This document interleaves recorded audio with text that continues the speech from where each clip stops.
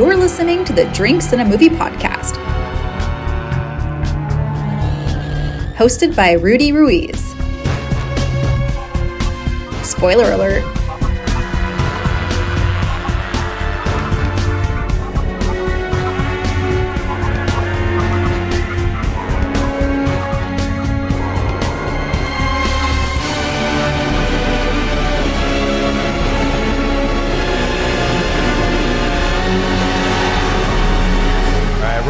Welcome to another episode of Drinks in a Movie podcast. I'm here with co-host Shane once again, and today we're going to be talking about Robert Rodriguez's 2005 film Sin City. But first, we're going to pour a little bit more. We're going to try this new, sorry, I forgot you do the ice. We're going to try this new Maker's Mark. This is, that's probably about it, I think. Thank you, sir. We're doing the latest in the wood finishing series. This is the 2025 The Keeper's release, coming in at 109.2 proof. So I guess with this one, the stave profile is 10 virgin toasted American oak staves. So I guess this is basically a toasted Maker's Mark. But yeah, here we go. What does that mean, toasted? It's when the wood staves that they put into the barrel to help impart flavors. Toasting is just, I forget exactly, but it's a way they burn the wood. So they have different levels of char where they like throw it into a machine and it chars it with this fucking fire. And there's like char 1, 2, 3, and 4. A little bit of smoker effect, kind of. Yeah. Okay. And I think the toast is, if I remember correctly, it's like a lower heat for a longer period of time or something. Gotcha. Or maybe the reverse. So that it tends to impart more like marshmallowy type flavors. Gotcha. And that's what makes this one special? I guess so, yeah. Just that they're using 10 toasted oak staves. Cool. All right, right now, I can't really smell anything. It just smells like whiskey, nothing special. Mm-hmm.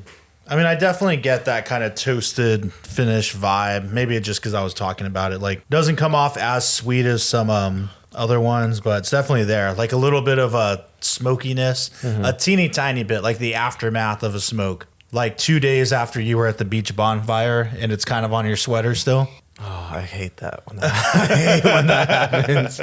That's why I'm not getting any smokiness at all. Yeah, very subtle. Well, here we go. Cheers. Wow. It's funny how much I don't realize the differences in whiskeys until like I'm here with you. Yeah. It's like you had me on this RD1 for a while. That's what I've been drinking. Yeah, the Amberana. Yeah, and it's like very different from this. Oh, yeah. Yeah, this, I'm going to do a second sip. I mean, this is bold. Like very bold. It's got some good texture on the tongue, almost like it's older, but without too much of an oak influence. I definitely get that toasty quality I had on the aroma. Not too sweet. I got like a little hint of a cherry on the first sip, but not so much on the second time around. Yeah, I don't know. I feel like yesterday when I opened this, it was hitting a little better for me. Right now, I'm just kind of like, But yeah, I don't know. How do you feel about it?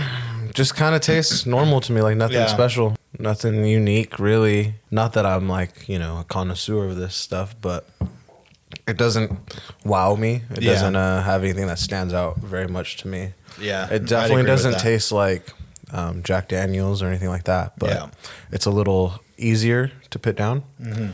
But nothing really special. Yeah, I mean, I'll have to compare it with the other ones. I feel like maybe it's just my palate today after eating a pastrami, but it's okay. I think if you're a Maker's Mark fan, as always, these are worth trying. So anybody that likes Maker's Mark, if you see it, it's worth checking out. Don't pay overpriced for it. Just make sure you get it at like the SRP or whatever. But how much does this bottle go for? $65.99. Really? Something like that. Yeah. Really? Yeah. And how much is a normal Maker's Mark? Like $30, $40? Something like 25, 30. Probably closer to 30. I think like the regular ass one. Yeah. Okay. But some of their wood finishing stuff they put out, like their limited releases, some of them are absolute hitters, Okay. So you're always, and they come out once a year and it's a limited release. So it's like, if you miss it, you miss it, And are you a fan of like regular Maker's Mark? No, I'm not into Maker's Mark really at all. Like, I only like their limited release stuff and like a couple of their store picks I've had. But what about it don't you like? I don't know. It's just never popped for me. It's never been like, it just has always been fine, So these special bottles, it's like every now and then they'll just come out with something and they'll be like, hey, we did this one a little different. Yeah. This one's $60. We only release so many. Yeah, exactly. So their wood finishing series, for example, is something they release every year. Sometimes they'll do 2 different bottles a year, and they have a different combination, like 10 different types of oak staves that are all like seasoned a different way. So their wood finishing series is they just do different combinations. Like there's thousands of different versions you can do adding these oak staves. So they come out with something unique every year. And then with stores that do barrel picks, like a bar owner or store owner, they can choose what stave combination they want. So you get store picks that are also kind of unique to whoever bought the barrel. Gotcha. So they can be cool. They can be good sometimes. Other times are just kind of whatever. But so that stuff I do like to try. Regular Maker's Mark, not as much. But yeah, let's dig into it, man. Sin City from 2005. Get in the car, baby. We'll just talk. It'll be nice. You've just gone and done the dumbest thing in your whole life. The truths of Sin City will be shattered. Let the girl go. You know who my father is? You can't do a thing to me, Hardigan. There'll be arrests. There'll be deaths. Nothing can stop this. Time to prove to your friends that you're worth a damn. We'll fight the cops and the mob. We'll go to war. This isn't some barroom, bro. This is the bad days, the all or nothing days. They're back.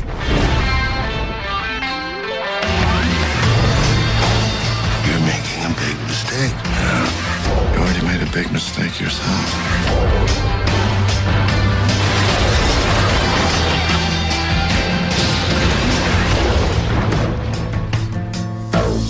A hardtop with a decent engine, and make sure it's got a big trunk. Written and directed by Robert Rodriguez, co-directed with Frank Miller, who wrote the original graphic novel, and also has a guest director in Quentin Tarantino, who did one of the scenes. So Just a scene or like one of the stories? just the scene, I think. I'm pretty sure the only part he did was the Benicio del Toro when he's dead in the car with Clive Owen, but the dead body's like talking to him. Okay. And like the cops pull him over and shit. Like that part, I think he, like all the shit in the car was Quentin, Okay. I believe. I'm pretty sure. Okay. Probably should have fact checked that beforehand, but I'm very, very, very confident that that was his scene. But I mean, I saw this back when it came out. It blew me away because I was a big Robert Rodriguez fan, and I just thought this was, even though I had never read the graphic novels, I just thought it was so cool. And to this day, it has to be the best. If we're just looking purely at like a book to film adaptation, it has to be the best one because he literally just like used the book as a fucking storyboard and like made it the exact same way. But your first time watching it, Yeah, it was what my was first your time. take? It was an interesting watching experience. I definitely didn't do it the right ethical way. I have a little black box, and I just threw on Sin City, and it was a weird experience at first because I'm watching this movie, and then like 40 minutes in, there's just credits, and then this next chapter starts, and there's credits, and the next chapter starts. Come to find out today that I watched a director's or extended unrated version, but I then paid and fixed my errors. So it was. I feel like there's a lot about it I like, but I don't know if I like the movie. Oh, okay. But there's a lot, like I really love the narration of like every character's narration and like the 1,000 one-liners that are in this movie. Yeah. Like every other line's a one-liner. I love that. I love the cinematography. It's fun. I love the black and white and like the choices of one is blood red and one is it not, or one is it like glowing white, or like very fun. Elijah Wood was super interesting to see like that. I've seen him in very few movies outside of Lord of the Rings. And that was a very interesting character to see him in. It's like the cannibal ninja. And like you were saying, it's like just straight out of a comic book, like the glare on the glasses. Yeah, like just the pure white glasses. I love that. I love that. It was very cool. And then this story, I'm sorry, what was that one? I think this one's The Hard Goodbye. With Marv. So Mickey Rourke is Marv. Yeah, Marv, The Hard Goodbye. I loved that story. That was fun. I just love, again, the internal monologues or the narration is just so fun. Yeah, it's very noirish in that way, which I like. And it's funny. I think my favorite story now, I think it used to be the Hardigan storyline. So Bruce Willis and Jessica Alba. Yeah. But now. That one's so. I forget. We need to talk about that. I'm like, what is up with this storyline?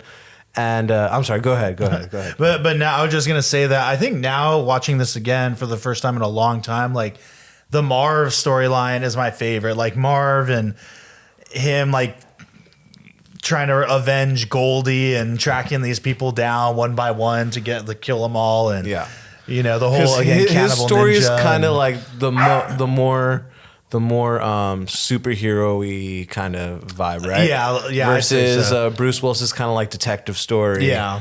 His more like the superhero-y vibe, which is fun, but it wasn't like too far, you know? It wasn't like excessive. It's just like a comic book. Yeah. Like, okay, he's bursting through a door and beating people. He's stronger than everyone, you know, whatever. But and his character is just fun. Like, I like that he's like this brute, like kind of not a good guy, but he's just a good guy. Yeah. You know? It's a fun story. Yeah, I love the moment when he's at the bar and they show Clive Owen for a second when he's watching him, and suddenly it goes to his narration. And he says something along the lines of like, Marv was just born in the wrong century. Like he should have been on a battlefield with like a sword. Because I watched this in such a weird way, I didn't even realize that was another character at first. Okay. And it's kind of weird that is his story before? No, his is the last story. The Clive Owen one is like the middle. So it's the first half of the Hardigan story. Yeah. Then it goes into Marv. Yeah. Then Clive Owen and Rosario Dawson. And then it ends with Hardigan again. Yeah. Okay. So it's kind of weird that it gives him dialogue narration in Marv's story, isn't it? Kind of. Yeah. No, definitely. I didn't like realize I should pay attention more to that character at first. Yeah. So that was a little weird, but now that I rewatched everything, I'm like, oh, okay, like I'm seeing everyone in each other's scenes. It's kind of cool. Yeah. I still don't have a clue how it all ties together. I don't have the slightest idea, other than them just being in each other's scenes. Yeah, it's a little more anthology, right? And like I don't think it necessarily like there's no bad guy that's universal, right? Like I mean, kind of. So it's really tied together just in that it's these vignettes that are happening within Sin City, right? And at some point, everyone is all at the same exact saloon at the same time. Like Nancy is the dancer and Marv is there at the bar watching and he's a friend of hers. And then Hardigan comes in and Clive Owen's back there and Brittany Murphy's the waitress and all that shit. But I mean, it's tied in that like the Rourke family or whatever runs the city. So it's like the senator played by Powers Booth, whose son is the yellow bastard, like the child molester. Gosh. Yeah, okay, but that guy's brother is the Pope guy, Rutger Hauer. So it's like a crime family. Yeah, okay. And then Kevin the cannibal is like his little protege or whatever. Yeah. So they're like, so it's like the same two like evil forces, you know? But the good guys never bump paths at all. The No, quote-unquote good guys. not really, no. I guess, never.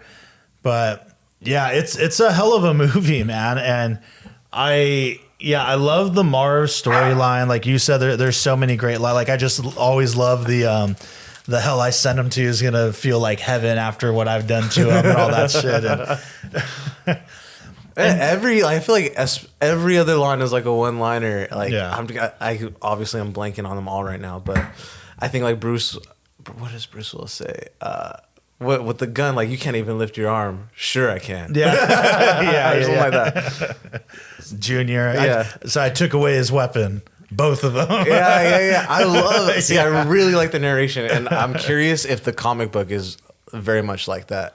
Have you ever glanced at them? I haven't. I should have. I should read it. I need to. But I imagine it is very much that way. Like clearly, and you can see some side by side shots. Like Rodriguez did. Like the whole idea was like, I don't want to just do some weird adaptation, and you can't really adapt something like this properly unless you did it this way, where you literally just like, as he says, like I just want the pages to move. Yeah, you know. And I think that was such a cool, interesting idea. And then to be like super raw and brutal and do it like whatever fantasy comic book elements are in it to be able to do that. And there's a few, I mean, it's not necessarily comic booky, but I felt we could do spoilers, right? Yeah. Yeah, We've been yeah, spoiling this whole spoilers, time. The one transition where it's Marv in the electric chair after he just got killed, and then it goes into his eye, which transitions to the next scene with him and Blondie or Goldie on the bed. I love that. Yeah. And there's another scene where the transition, it's like, I feel like it's a very used transition, but I like it, where they're like on the mountainside and they pan up the mountain and it's them in the car already. You know, like I like that a lot. I feel like it's comic booky. Definitely. Well, and it's funny because to your point with like the one-liners and all that, like, so I know Robert Rodriguez like wrote the script, he put it in script form, but I'm looking forward to reading it because I imagine most of it he just kind of stripped straight out of the book and just kind of stitched it. And even said, I was listening to an interview before and he's like, yeah, all I'm gonna do is like cut out some stuff, maybe add a little bit here just to like make it, you know, flow the way a movie should. Yeah. But like the dialogue boxes are pretty much the dialogue. I would think so. I think most of it. I'm sure he juiced it up a little bit. Really cool. Yeah. If it's like 90%, 85%. Yeah. I think that's super cool. I wonder. Like I need to read it so I can see about that. But there's even parts where I feel like the beginning scene when Michael Madsen, who's Bruce Willis's partner, comes out, and there's a couple lines he says. That, and I like Michael Madsen as an actor, but you can tell, like, I don't know, the way he says the lines, it feels as if it was literally just read out of the book. He just like, you're pushing 60 and you got a bum ticket, you know? Think about your wife. And he's like, you don't want, or something about like, you can't be getting me killed. Wouldn't be good with that. And like the way he puts his arms out, it's like, wouldn't be good with that. Like, so something, I don't remember the words exactly, but something like that. And it literally feels like, my real only comic book experience is reading the whole Walking Dead series. Yeah. So outside of that, I don't really know. But when I think about that and like compare it with this, I'm like, yeah, that feels like he's just, hey, fucking memorize this page. Yeah. You know? And I think that's part of the reason I don't know if I like it, because it's not meant to be taken as like a serious acting thing, you know? Like to a degree, like you're trying to match your character, but like I feel the dialogue is just so like not made to be taken extremely seriously. It's just like a comic book. Yeah, you know, I don't know. I mean, I don't know. I think it's really good though. Like I love. I don't want to say they're not good actors. They're not playing the role right. I'm just saying it's like the narration hits different somehow. Yeah. Because I do think like Bruce Willis and everything he delivers. And he's definitely not phoning it in. Like you would think he'd be just kind of, okay, I phoned it in, but he's fucking going for it. Like Mickey Rourke is going for it. Like, you know, you have a clip up on the TV, and I love this moment when he's talking to the parole officer, the underrated Carla Gugino, and he's like spilling the pills, and he's like, nah, this is the old days, the bad days, all or nothing days. Like, it's blood for blood, man, whatever he says. Like, I just love that shit. He's so into it. And he shows a lot of range, I feel. Like, from waking up in the bed to like thinking to himself, like, all right, she died. Like, well, and the cops are coming. It's a setup. Someone paid good money for this. And he's just like, you thought I could protect you. That's why you were nice to me. And like, I don't know, from that to like his ultra violence and everything, he does so much. And Robert Rodriguez, I'm going to say this real quick, does not get enough credit for some of the actors that he has put on. Like, because Mickey Rourke went through a big period of time where he wasn't doing a lot and it was super indie. And then Robert Rodriguez puts him in a little part in Once Upon a Time in Hollywood. Once Upon a Time in Mexico. Then a couple years later, now he gets this movie. And this for sure like juiced his career back up. And then a few years later, he would go on to do The Wrestler. And didn't he win an Oscar? Shit. Yeah, that was 2009. Like, and I guarantee you that happened because of this movie. Dang. That movie's really good. I don't remember if he got an Oscar for it, but I feel like he was at least nominated. Yeah. So he went from not really doing much for a while to like, same thing, Josh Brolin, like Robert Rodriguez, Planet Terror, then shot his audition video for the Coen brothers. He lands No Country for Old Men, and then now he's been in every fucking movie ever made since. That's crazy. I was going to say Salma Hayek. This movie is freaking Babe City, though. That's for sure. Yeah. Freaking... They have, I just know her, I think her name's Rory in fucking Gilmore Girls. The girl with the blue eyes. Alexis Bledel or something. Man. I saw her in this movie, I got excited. But yeah, it was Jessica Alba. Rosario Dawson, Rosario Dawson, dude. Yep. Freaking. That's cool. Yeah, that whole middle part. I mean, Brittany Murphy, and that whole middle part when they're at the old town, they call it, with all the prostitutes. That's funny because that was the last part when I saw it.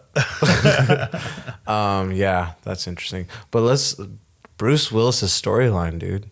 That's so weird. Well, what's weird about it? Dude, she's like 18. He said he was 60. Then he was in jail 8 years. He's 70. Pushing 60, yeah. He's 70. She gets out, she's 18. 19. Or 19, whatever. Yeah. But like what I like about him though is in that he's character fighting is I actually like that dynamic. Yeah. And really it's her that's so in love with him because she was rescued, and that's his knight in shining armor. And he has that inner monologue, right? Of like, I could be your grandfather and this and that. And like, you can't do it. Yeah. Like, you just got to protect her and let yourself die. Like, I love it. Yeah, I it's love fun. all of that. That's what makes it interesting. It's fun. Yeah. It's not like he's just a creep or whatever. And there is that connection, like he says. Like, I almost feel like the love isn't even relationship type shit. Yeah. It is more, it does toe that line, right? I feel like for him, it's more of a father-daughter thing, but she loves him as like a lover. Yeah. So it is like pretty wild, and there's that connection in that, he says at one point when they're at the club and she's like, oh, me and my stupid letters. And he's like, no, that shit kept me from killing myself. Like, that's the only thing I had to look forward to. And, you feel it. So he's kind of like bound to her in that way, Yeah. But I really like all that, man. Like, fucking, an old man dies, a little girl lives. Yeah. Fair trade. I like that. And it repeats. Yeah. I like that a lot. That's sick. No, yeah, that storyline I was like, whoa, this is weird. But I appreciate it because it is exactly how you said. He like resists, but she pursues, and then And it is pretty hardcore, the subject matter of like, oh, the senator's son who's untouchable, and he's like a there's a lot known of like blackmail, rapist, like child molester, and I want him to scream. Like, it is like, that subject matter, that's pretty taboo. Like, no one's really making stuff with that. So, but it does feel good when he gets his fucking balls ripped off and he gets his head bashed into little bits of skull into the ground. And the cast is stacked though, man. I mean, Benicio del Toro, we haven't talked about that yet. Clive Owen, again, Rutger Hauer, all kinds of people in this movie. I wasn't expecting a lot of that. Yeah. I just knew Bruce Willis was in it, to be honest. That's it. Well, and so at what point when you were watching the weird version did you see the actual opening scene with Josh Hartnett? And then I didn't until I threw until you did the real version? Okay. Until I watched the real version, yeah. Yeah, that's an interesting opening okay. too. What is the very last scene in the real version where she gets in the elevator? And he's there? Is that the same guy? It's the same guy. Same guy from the beginning. Mm-hmm. Oh, I thought maybe, but I feel like he had a mustache. Yeah, he had a little mustache. Okay. At the end. Oh, okay. And what was his story? I didn't get it really. He's just like a guy who dates and kills. My understanding is that he's a hitman. Oh, so he killed a woman in the beginning. Oh, and because remember they realized that Alexis Bledel or whatever ratted them out. Yeah. So he was sent to kill her. Gotcha. But that opening scene, dude, and Robert Rodriguez, again, besides the idea of like, oh, let's literally like take it from the page and make it. It's like when we think about the context of like film history, right? Like digital was new at this point. Like the only movie that was shot digitally, I think up to this was Attack of the Clones, right? Star Wars Episode 2. Really? Mm-hmm. That was if I remember correctly, I'm pretty sure that was the first like major, because indie people were making features on digital, Dogma 95 That's and all that. It's so flip now. Yeah, it's crazy. But as far as like a major like studio motion picture, really, Star Wars Episode 2, Attack of the Clones. Yeah. Do you know what they shot it on? I think at that point it was the Genesis, the Panavision Genesis or something. I don't remember. I feel like that was it. And then Collateral would go on and they used, I think, the Viper to do all like the nighttime LA shit with like high ISO and shit.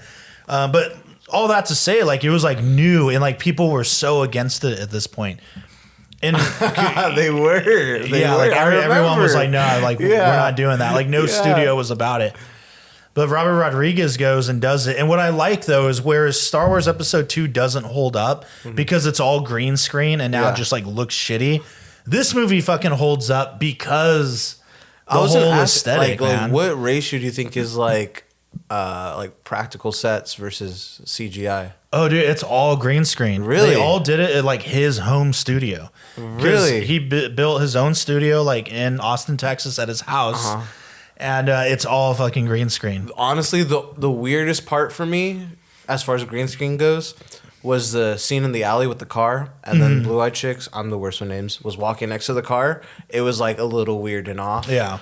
But other than that, like, I felt like the green screen, especially for that time, was like great. Yeah. Like, fun. It really holds up. And it's just a good application of it because it's supposed to be this other world and not like Star Wars Episode 2 where it's supposed to be real and they're like walking down a corridor, but it's obviously fake. And it's like, well, you could have just found a real location, guys. Like, you could have just gone somewhere. Yeah. And I think that's kind of why those movies hardly ever hit, to be honest. It's just, especially like DC movies too. Yeah. Like, I'm just like, it doesn't feel like we're in the real world at all. It's like you might as well be watching a cartoon. Yeah. But yeah, this does it well. And that opening scene with Josh Hartnett and Marley Shelton, he actually shot as like the test. Because he did like he shot it himself and fucking lit it and did all the visual effects. Like he did all of it. So he went to Frank Miller and was like, and he did his own like test first with himself and I think his sister and tried to figure out like, all right, the black and white, high contrast green screen. And he showed it to Frank Miller and told him like, yo, tell you what, like I want to make this movie. Here's how I would do it. I literally want to take it off the page. Oh no, thank you. Maybe in a little bit. But Frank Miller was unsure because he had been dicked around by studios before. So Rodriguez was like, all right, well, I'm going to write the script next month. I'm going to fly you over to me. I'm going to get some actors together and we're going to do the opening scene. And then if you like it, you give me the rights and then we're going to make the movie. If not, that's so cool. Just fucking take the scene. Yeah. So no money involved, nothing. Like we're just making it for fucking fun. In worst case scenario, it's a cool short film. Yeah. So the opening scene for the movie was like the original test. Like that's what it fucking was to see how it was going to look and work. Frank Miller wanted to do it, gives him the rights, comes on as a co-director. And then from there, Robert Rodriguez was able to use that scene to like pitch Bruce Willis and all the other actors. Like, yo, here's what this is exactly what it's going to look like. Here's the fucking comic book. He'd already done Spy Kids by now? Or no? Yeah, 2003. He did the first one. Dang.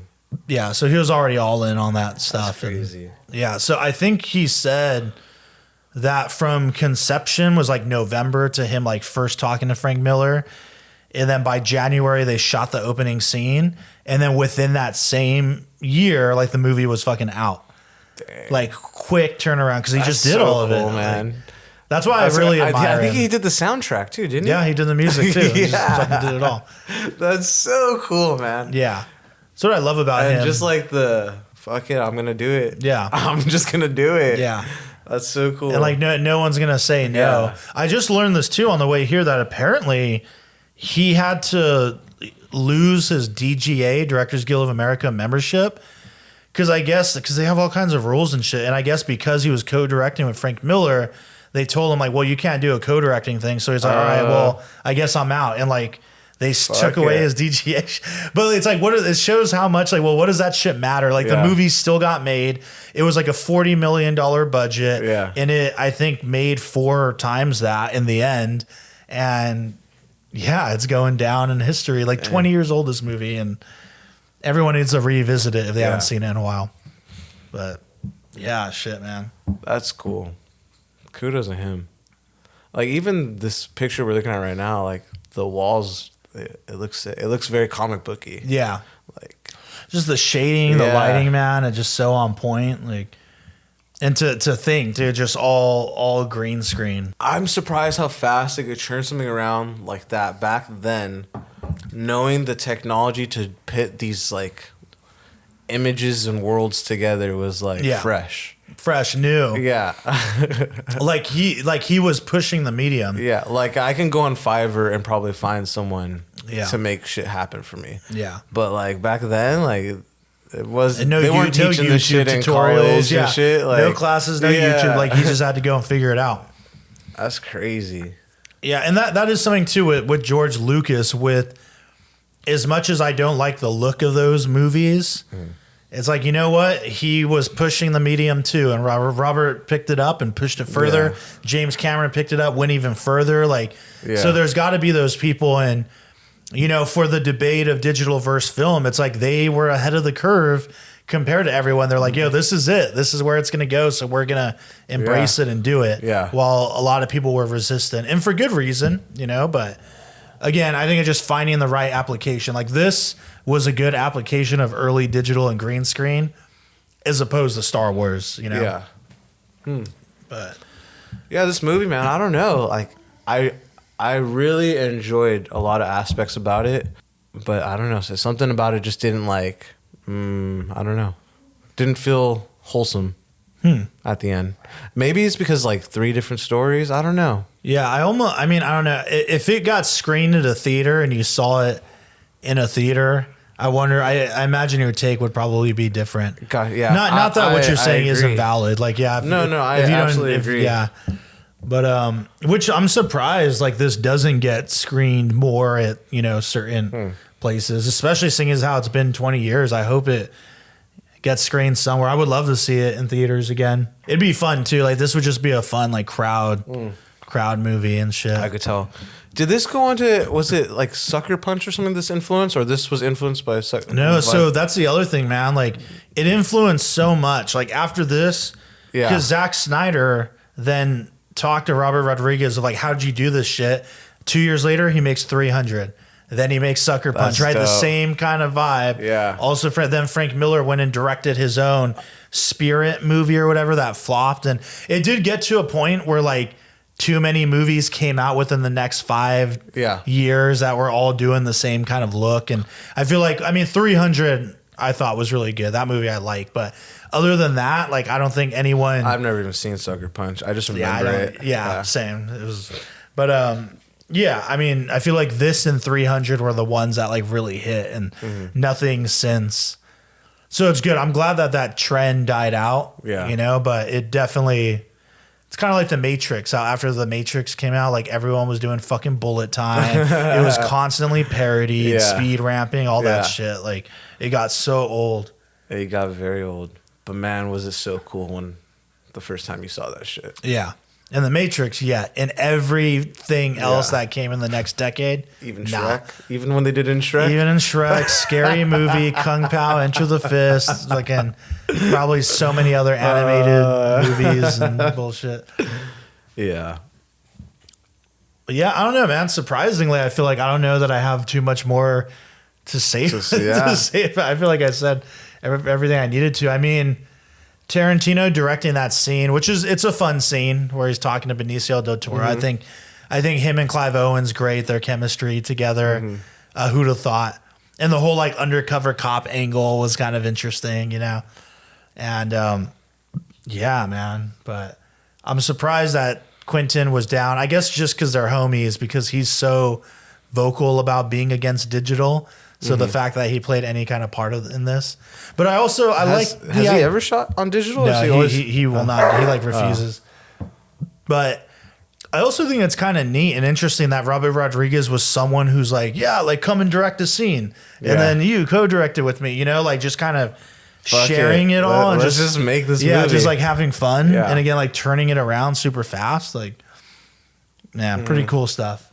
Does like pride was not on the line. Yeah. That being said, like, has he done anything? Like, would you put this in the top 3 of his movies? Yeah, top 2. Shit, dude. Like, where's it rank for you? I feel like it's got. I haven't seen anything else other than Spy Kids, but oh dang, yeah. I mean, honestly, it's not for everybody. Yeah. But I like his early stuff, and I love like his spirit more than anything. Like I haven't really liked anything he's put out because he's done a lot of children's stuff, right? And like a lot of cheesy shit. Is that what he's up to lately, or? Yeah, for the last fucking 15 years or so. It's been just kid shit. Yeah, and that's all fine. I mean, he did a movie recently with Ben Affleck called Hypnotic, but I feel like it came and went. Like with Ben Affleck? Yeah, Really? like just a year ago or two. Really? But I saw one trailer and then never heard of it again. And it's probably streaming, I'm sure. But yeah, all right, to answer your question, I feel like it's got to be in the top. Man, I haven't even thought about that. It should be in the top 3 just because what it did. Like pushing the medium, and it is entertaining. All the actors are on point. All the shit. It's like funny. It's like ultra violent but funny. You know, it hits the dramatic moments. It's hardcore and brutal. Again, it pushed the medium. So yeah, I feel like it's got to be at least number 3. Yeah. If you were in like Rudy's school of film, this would be like the digital era, like Golden Boy for you. That chapter. Or I don't know, the birth because of the digital era. I don't know, because it would be in that unit. Yeah. As they call it. But it wouldn't be the end all be all because it is its own case. Yeah. You know, like I would think more movies like Collateral, or again, probably even Star Wars, like the Dogma 95 movement, shit like that. I'm trying to think. I feel like there's another big one that I'm missing that was like digital at that time. But so this would be part of it. But I think because this would be in the part about like using technology in a new, interesting way, you know? But yeah, I don't know, I guess. Do you think that's like AI now, or what? Like AI is the using technology in an interesting way? Like who's could gonna make be. the first like studio produce all AI movie? Yeah, for all we know, they're already doing that. Right? We wouldn't even Right? know. Crazy. Yeah. See, that's the thing. You know, it's funny. Christina and I went to Hollywood Boulevard to do a little story earlier, and this guy with the camera came up to us and like wanted to interview us about AI. Like, what are your thoughts on AI and entertainment and blah blah blah. Yeah. And they talked to her first because, you know, and then, but then she was like, oh, you should talk to this guy. He's like the movie guy. Yeah. And then they talked to me and I had all my shit to say about it. Yeah. But, and part of what I said was, I was like, I'm just worried that people are going to use it as a crutch more so than a tool. Because it is here and it's not going away. Like it's, so we just got to deal with it. But I am curious, like, yeah. Who is going to be the person? Like, it's probably going to be it's going to be fucking James Cameron or Robert Rodriguez.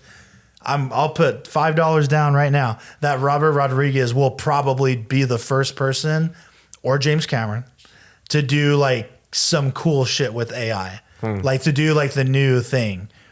If anyone, it's like, if anyone's going to do it James first, I feel it's going to be, oh yeah, it'll be them. But because James Cameron has always been about like he's just been focusing on stupid ass Avatar. God, but dude. at the same time, he's very much in that similar boat, like so forward thinking to where he's like, I want to do this.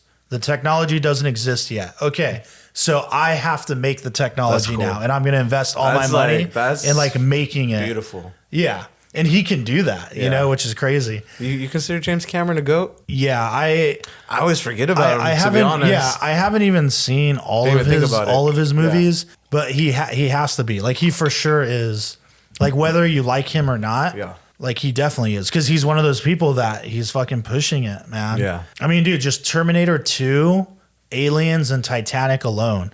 I don't need to see anything else he's done.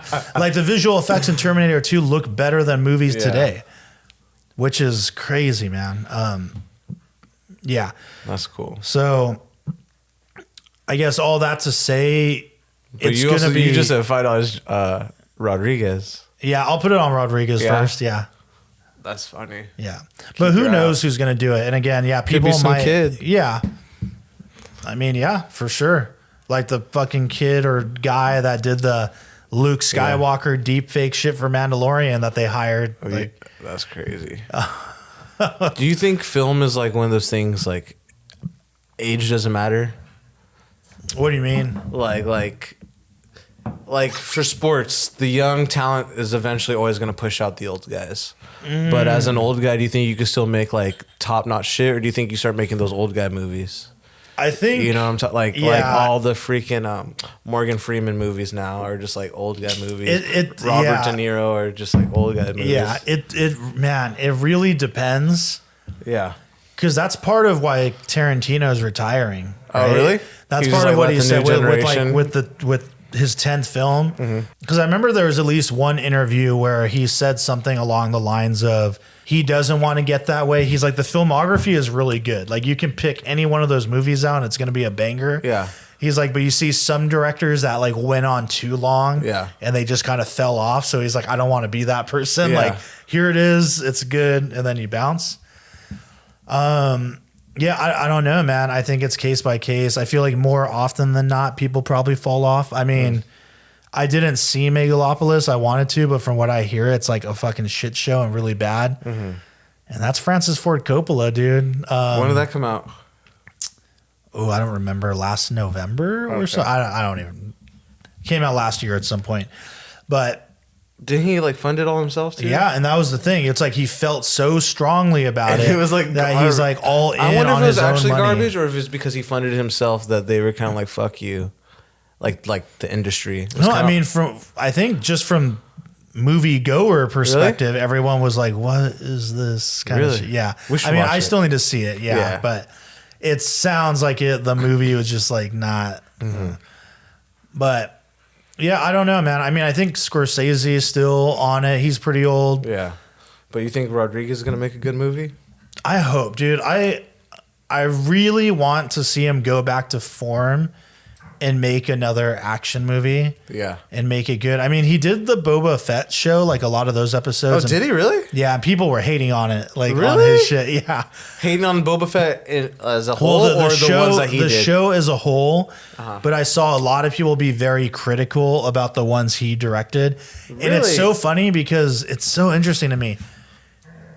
If you know his movies and you watch the episodes he directed, you can completely see him in it. Oh, really? Like the same type of shots, the same. It's like it looks like, oh, it's still like 25-year-old, you know, which is kind of cool. But on the other hand, it's like, damn, like, I don't know. I feel like it should have changed a little bit in all this time. I feel like I could be wrong. One of his things, I'm just trying to recollect from Spy Kids, is like where he'll do like the long zoom, especially when in vehicles. I feel like that happened a lot in this when they're in cars. And then I remember in Spy Kids, they're like in spaceships and shit, and he does from like outside, zooms in. Like, I feel like that sounds about right. A little style thing. Yeah. No, I mean, I would love to see him go back to form and do like a kick-ass action movie again. Like give me another Desperado type movie, you know, Once Upon a Time in Mexico, like From Dusk Till Dawn. Like, give me back into that. Sin City, like into that shit. Mexico. Yeah, I love all three of those movies. They're fucking great. Yeah, I really want to watch that one. But yeah, I mean, we'll see. And I'm really interested to see. He said he's doing it though, right? Didn't you say he's like funding? Yeah, he's doing his whole Brass Knuckle Films thing, which if I had an idea, I would probably like try and pitch in on it and see what's good. But yeah, I mean, I don't know. I'm interested to see how that's going to turn out. Like if anything really good is going to come from it, or if it's just going to be some more kind of cheesy stuff. You know what we should do, man, is watch his series, because he started his own television network, right? El Rey. Really? And he had a series called Rebel Without a Crew that was like a reality show. I haven't seen it, but it's where he got some young filmmakers in and he gave them the same parameters he had when he made his first movie, El Mariachi. So it's like, all right, you have to make a feature film in 14 days with one helper and $7,000. He doesn't adjust for inflation? Nope. That's crazy. Not at all. Not at all. So it actually should be like what? What do you think? 12, 15? I don't know. Probably 15. And so they go out and do it. Yeah. But what's cool is he did another little series after where he does it again. And I bought it. I bought it on YouTube so I could watch it. And I've already watched it through twice when I need inspiration. Yeah. Because he talks about just his whole process. And it's cool to see him do the thing.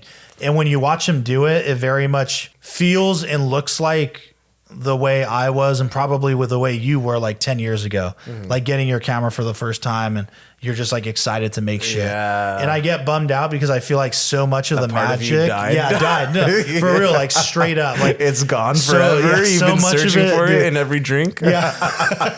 Yeah. Like so much of it has just been like drained and ripped out of me.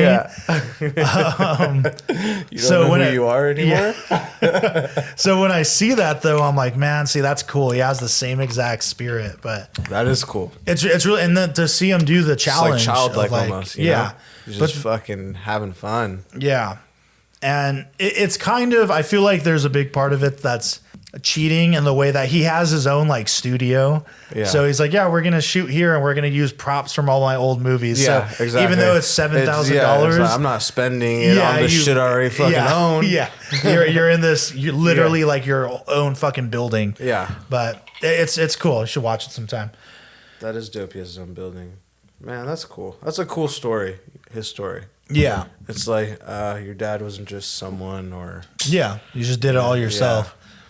Well, and that he kept that. Like, you know, he talks about how when El Mariachi was sold and they were going to give him money to do Desperado, and that was the thing. Like, they didn't want him to edit it. Yeah. They're like, yeah, we don't do that. Like, no director edits their own shit. And he's like, what?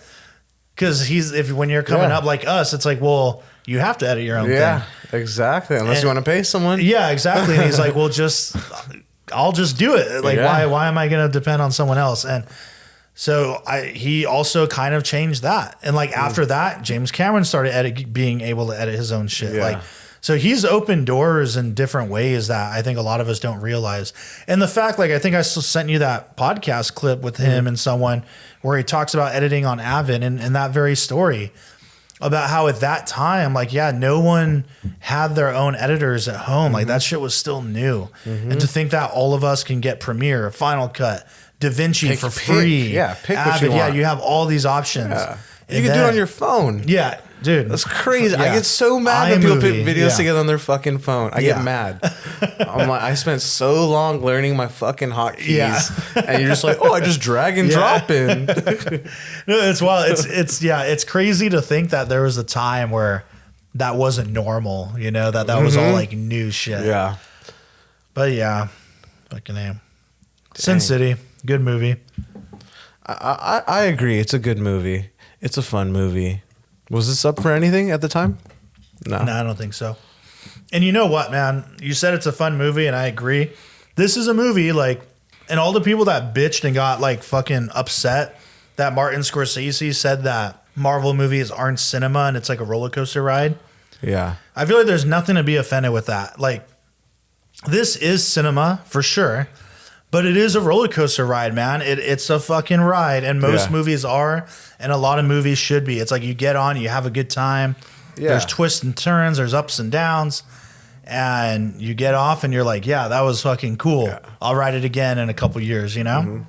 There's nothing wrong with that. Nah. And I don't think he meant to say there was anything wrong with it. He's like, there's junk food movies and there's your fucking vegetables. When I need junk food, Yeah, I love my fucking junk food. yeah, dude, I watch fucking whatever Marvel. I watch the Thunderbolts. Yeah. When I need my broccoli. Thank you for saying yeah, that. when I need my fucking hate that movie, dude. when I need my broccoli, I watch fucking Andrei Tarkovsky, fucking Bresson films or whatever. You know, there's room for all of it. But yeah. Anyway, man, I think I'm ready to wrap up. Cool. You are? Yeah. That's that, everybody. Sin City, if you haven't seen it in a while, go check it out again. Remind yourself, it's a fun movie, really good. And it's too bad the second one sucks. I might rewatch it though. I almost watched that. Yeah. I might, like on the way here, I was like, maybe I will What watch it sucks about it though? I don't remember. I just remember like there was recasting of a couple actors I didn't like. Oh, so they're same characters? Yeah, Okay. some of them. There was the storylines just didn't resonate with me. I don't remember, but I remember I disliked it enough to where I wanted to walk out. I didn't, but I Really? wanted to. Yeah, which was very That's surprising. how I felt in Machete 2. Oh yeah, Same guy, right? yeah, dude, yeah. Talk about junk food. Machete Dude, 2. talk about junk food. Yeah, I but hated that's that a movie movie. that knows exactly what it is. He knows exactly. Yeah. And that's the thing. Like Robert Rodriguez, he can make the junk food, and he knows. He's like, Yeah. this is chili cheese fries from the hat. That's what this fucking movie is. But yeah, that's why I would love to see him go back to form and do like a fun action movie. That's like a little more serious than that. But yeah, anyway, that's that, everybody. Maker's Mark 2025 Keeper's Release and Sin City. Cheers. Thank you for listening to the Drinks in a Movie podcast. You can now find us on Instagram at Drinks in a Movie Pod, where we'll be posting photos from all the various films that we discuss. You can also email us at drinksinamoviepod@gmail.com. Please rate, review, and subscribe, and thank you for listening.